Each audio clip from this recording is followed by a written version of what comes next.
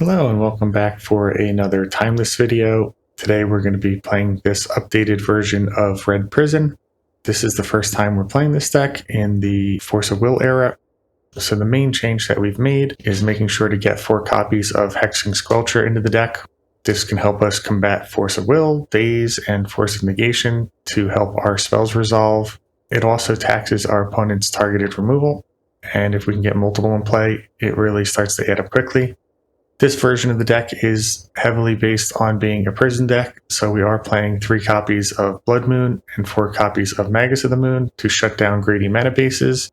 And then we also have Chalice of the Void, which in the dark, we usually put this on 1 if we can, unless we already have a Blood Moon or Magus, where we'll want to put it on 0 to shut off opposing Chromox.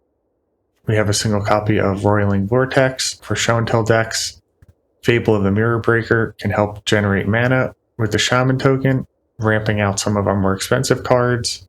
Additionally, it can help us loot and fix our hand a bit, but most importantly, Reflection of Kiki-Jiki can copy cards like Pyrogoyf and Fury to really lock down the board in the mid to late game. The next column here is all of our removal spells, Broadside being able to throw creatures or artifacts, either at face or at creatures. Pyrogoyf also can be used as removal when it enters the battlefield or as burn, and Fury is great for wiping up go-wide strategies such as energy. We went down to 2 copies of Devourer of Destiny, still good at fixing our opening hands, either digging for mana or lock piece depending on what we have. And then for the mana base, we went down a few MDFCs and replaced them with Great Furnace, which can be thrown with Broadside since it's an artifact. We've also added in 1 copy of Gemstone Caverns, try and improve our play on the draw. I honestly don't have any expectations for this deck going into it, and have no idea how it's going to perform. So without further ado, let's jump in the matches and see how it does. I think this hand is going to be pretty good. Can lead on Chalice of the Void on 1 against the Lurrus deck, assuming it's energy. Should shut down a lot of their removal and creatures as well.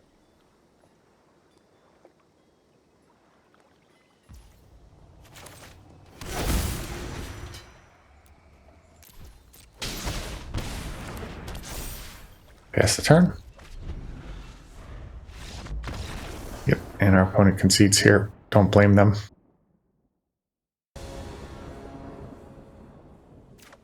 This hand starts on either a Broadside or Fable, and then we go right into Pyrogoyf from there. Don't like having hands without hate pieces, but we'll give it a try. And say, I think if we get Strip Mine, we're going to be in trouble anyway, so we'll get rid of the Ancient Tomb.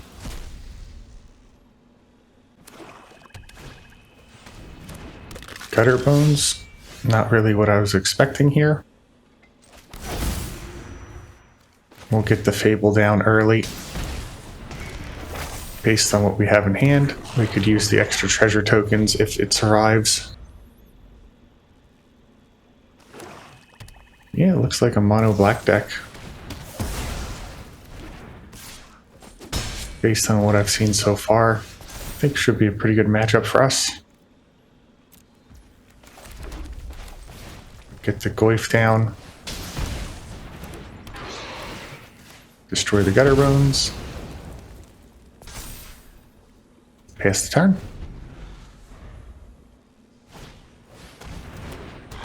Assimilator. Don't really care about that too much. They put their removal spell back into their deck.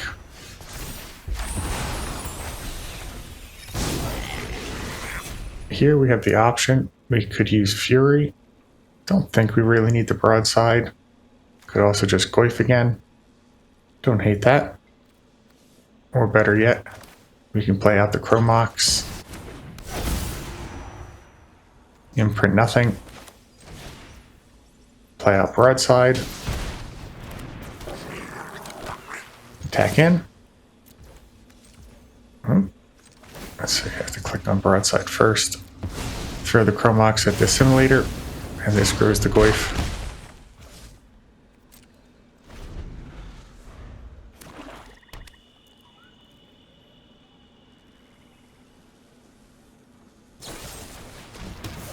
They drew in to go for the throat.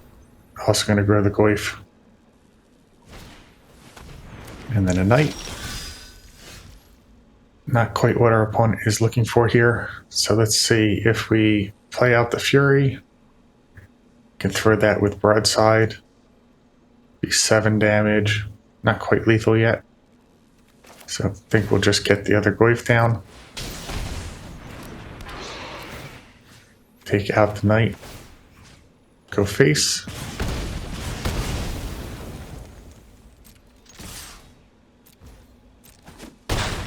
And actually, Fury is going to be lethal here.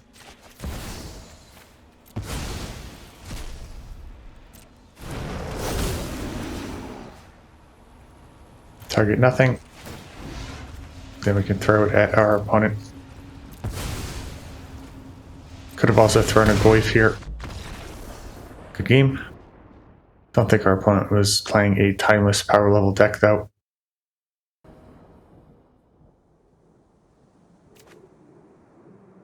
This hand is slow, but it's got the Squelcher in it, which is one of the cards we want to test out of against counter.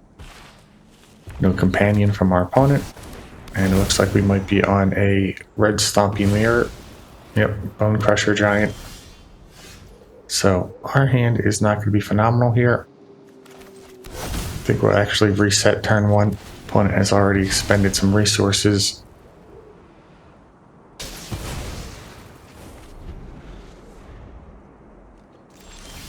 And they don't have a follow-up land.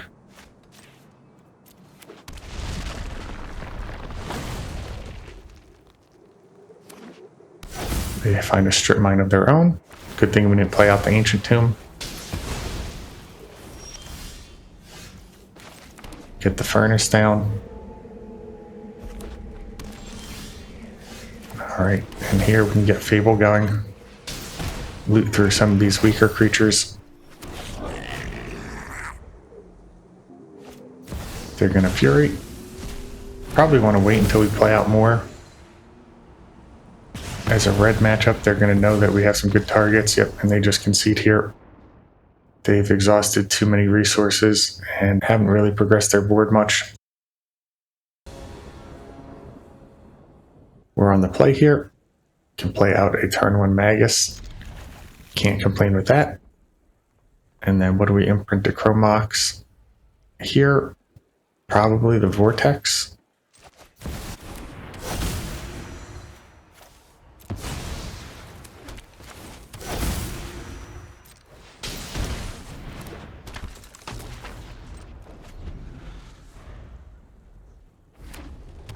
Looks like we're up against Oops All Spells.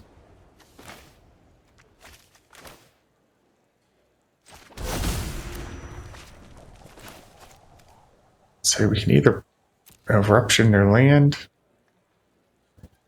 I think we hold on to that for one more turn at least. See if we draw into a land naturally for Pyrogoyf. Chromox means that they can probably go right now. See if they have Dark Ritual. They do. So without finding a Chalice, we weren't able to lock them out of the game fully. Entomb. And do they have Reanimated? I assume they do. Persist just as good. So we're comfortable throwing in the towel here.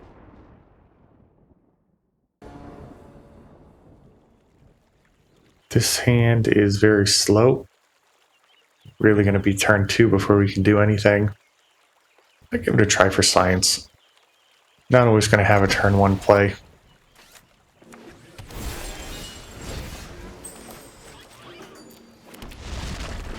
So here, Chalice probably is not going to be super useful in this matchup, especially if it's Domain, which is what it's looking to be.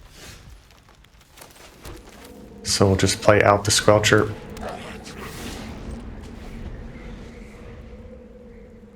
It could be Living End potentially as well. We'll see what they have here. No play.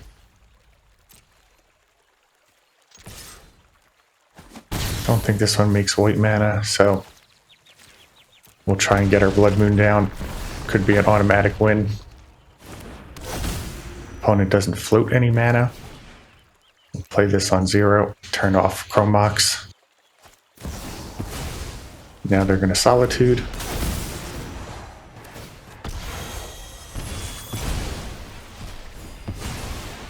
Do they have a counter spell they're trying to use? Nope. So I feel pretty good here, and we'll play a backup Moon effect.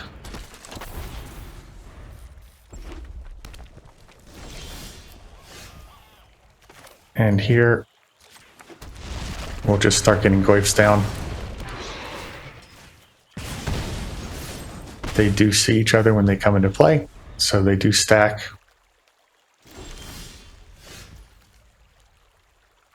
Interesting.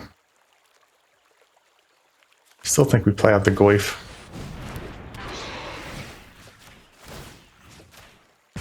Could have played out Chalice first, gotten more damage there. It was a bit of a mistake on my part. We'll do that next turn. It should be lethal. So Chalice will counter the Chalice. This will grow the Goyfs. And then this should do it. So that was one solely on the back of Blood Moon. This hand is fine. Can either be a turn 2 Blood Moon or turn 2 Hexing Squelcher, depending on what we see from our opponent. Scalding Tarn. Do they fetch a basic island? They do not. Ragavan, though. We could take that out with our Fury. Don't hate that. We'll see if Blood Moon resolves first. Didn't seem like our opponent had a response there.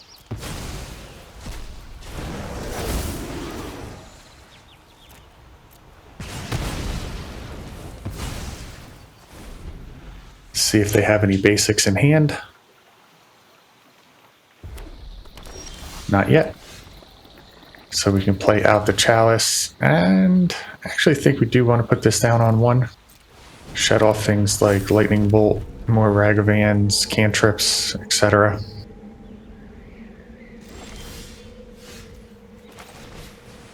Now we can get our Squelcher down.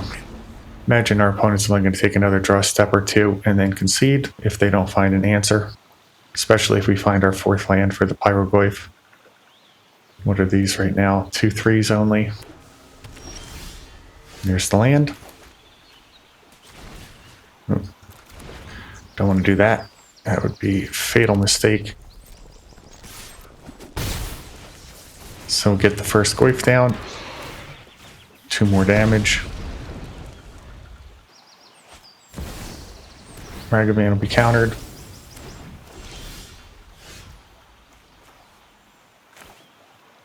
Can drop another Goyf.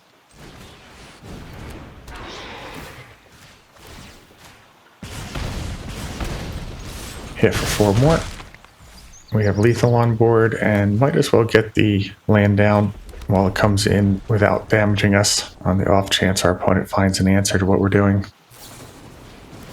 This will get countered as well. Throw the Goyfs. And then don't expect our opponent to have anything on 0. Could play this on 2.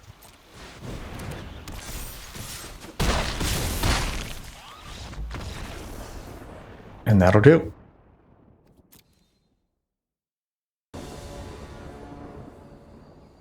This hand, we don't really want double Chrome Mox, but we can throw one using the Broadside.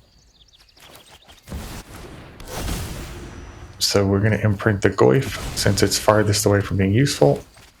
And we're actually going to start on the Squelcher. Pass the turn.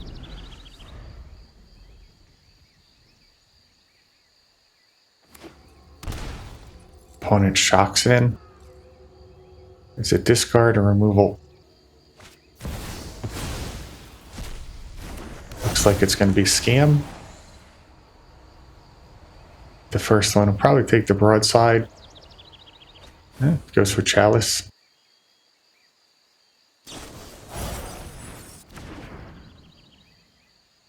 And this one will surely take the broadside. Well, I guess it could also take the Chrome Mox, try and strand the broadside in hand. We'll see. Don't know if I agree with that one necessarily. And then here, we're not actually able to race what our opponent is doing, but we're also not able to block, so we'll attack in.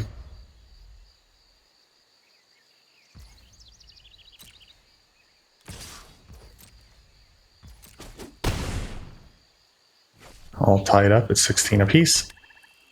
Do they bother to go for our Chrome Mox? No, it's a Fury instead, so this truly is the scam deck. Do they have another reanimate effect?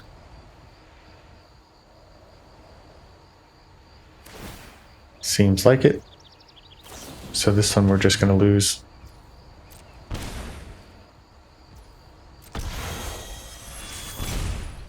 Notably, we haven't come up against, or at least from what I can tell, we haven't come up against a single blue deck in the matches today, which is really what impacted how our deck was built.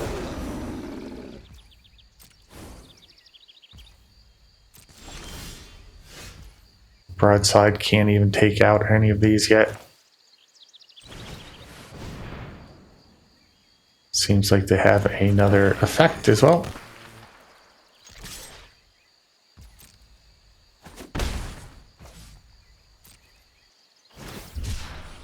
Just a troll. That's actually not too bad. So we really need to find something we can throw at this Fury here, otherwise we're dead.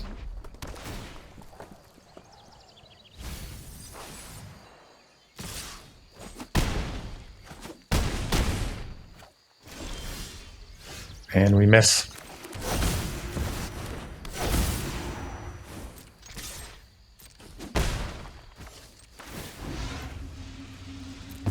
So just came up short in this one. On to the next.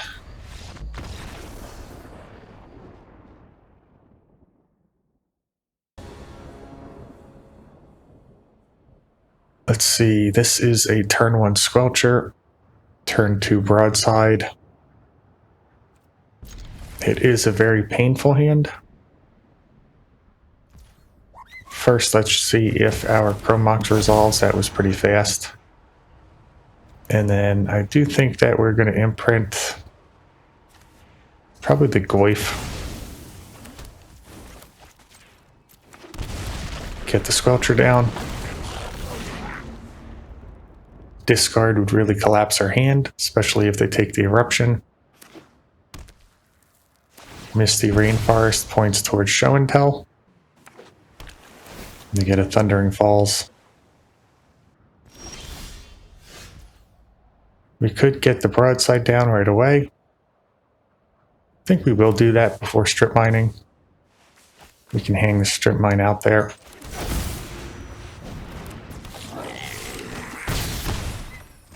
And we're not going to throw the Chrome Mox yet.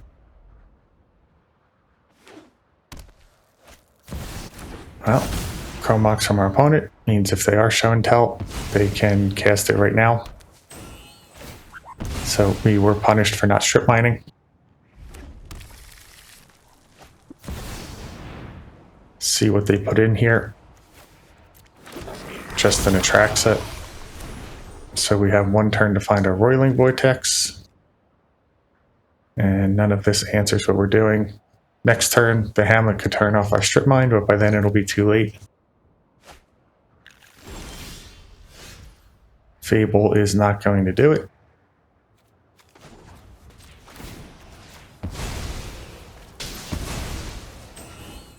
Let's see.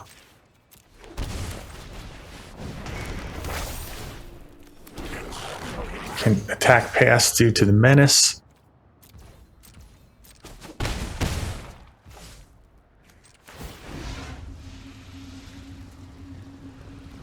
Then yeah, throwing something doesn't really help our cause.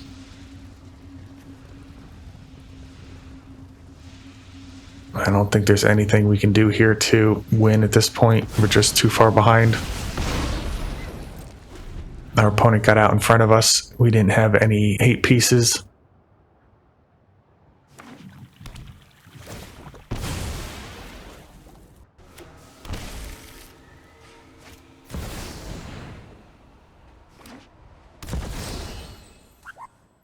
See if they can find an Emrakul here. They do. So this is just going to annihilate our board. Good game.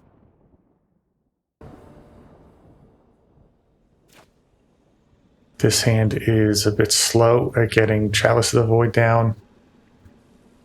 Against Lurrus, I think we probably need a faster hand. But we know it's a good card, so we'll keep it. There's no guarantee we'll get another Chalice on a mulligan. Hold full control here. Make our opponent think we have an answer.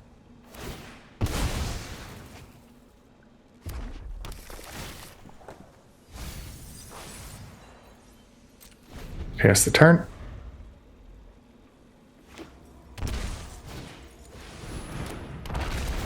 See if this hits discard. Ocelot Pride. So even with this Chalice here, I think we're going to be a bit too far behind. We'll play it out anyway.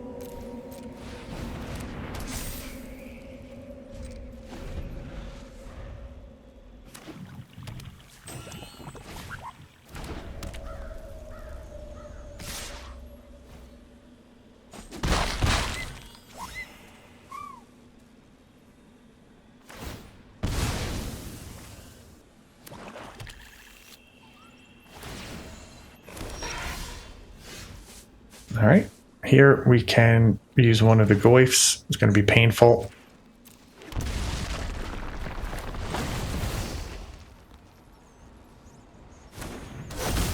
Don't think we need the Squelcher in this matchup. Use this to take out the Ocelot Pride. Alternatively, we could take out the Amp Raptor. But I think if our opponent finds a Goblin Bombardment, we're going to want the Pride going.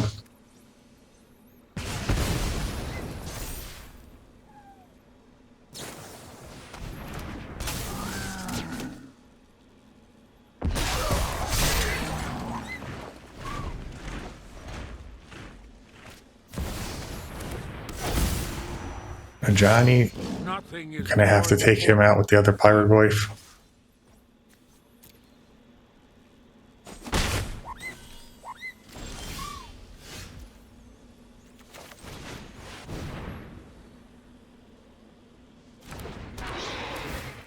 So let's see the order. This is going to be the second one to resolve.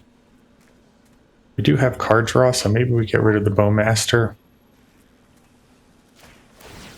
And the Ajani.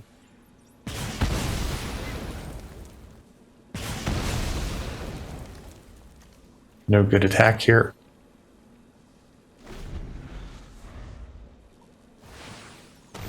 They move Lurrus to hand.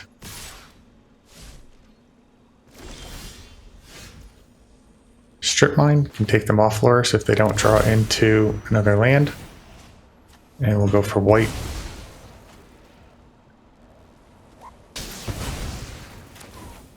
Play out a Fable.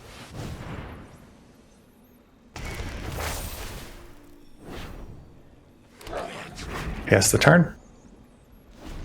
Next turn, even if they do play out Lurrus, we can kill it with Bombardiers. But they hold on to it. So we'll definitely get rid of a Chromox and probably get rid of Fable as well. Let's see if they nuke our graveyard. Still going to be 2 power. Don't want to attack in with Broadside yet.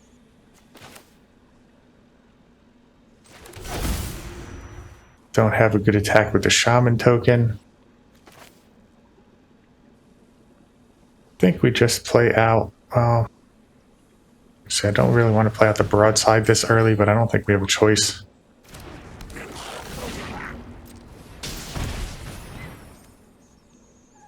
forget the name of the card, but if they get that black-white creature that makes us discard and gives us the useless artifact, it would be pretty devastating here.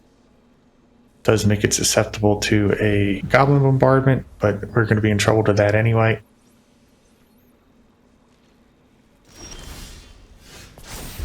And Chalice should lock down the game here.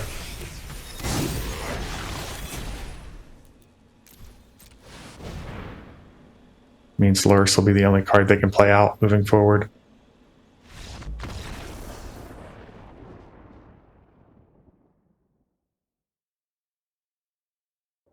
Alright, so there you have the deck, and honestly, I think it performed pretty well today. We had 3 losses. The first one was up against Oops All Spells, which happened to combo off through a Blood Moon. Can't be upset with that loss. We did what we were supposed to do. Our opponent was just able to find one of their Chromox before we found a Chalice. Then the next loss was up against the Scam deck, which was able to scam us twice on turns 1 and 2. And even in that one, their first scam was a Grief, which kind of ripped our hand apart a little bit, meaning we weren't able to follow up. And then Fury, as the second scam, was able to end the game very quickly. Moving on to the third loss against Show and Tell. Similar to the first game, I think we were in a pretty good position. However, our opponent had a Chromox and was able to ramp out their Show and Tell before we used our Strip Mine, and things just didn't quite pan out the way that we would hope they would. As for the wins, we had a handful where we were able to lock our opponent out, both with moon effects and also a few with Chalice of the Void.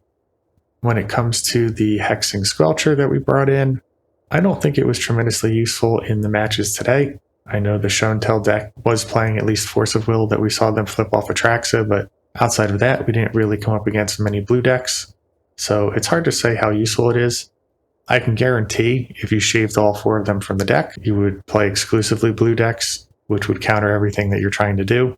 So there is a bit of trade-off when it comes to that, and I don't really know what the solution is outside of leaving them in the deck. That being said, we didn't draw into a Roiling Vortex or Devourer of Destiny during the matches. I know some decks play the One Ring, so that's something you might consider in those slots as well. But without City of Traders, I'm not a huge fan of the One Ring since you really want to be able to play it out on turn 2, and it's just not very consistent at the moment. With that being said, the deck did feel pretty good, and we'll continue to monitor it in the current meta to see if it can really keep up. As always, I'd like to thank you for watching. Please like and subscribe for more content.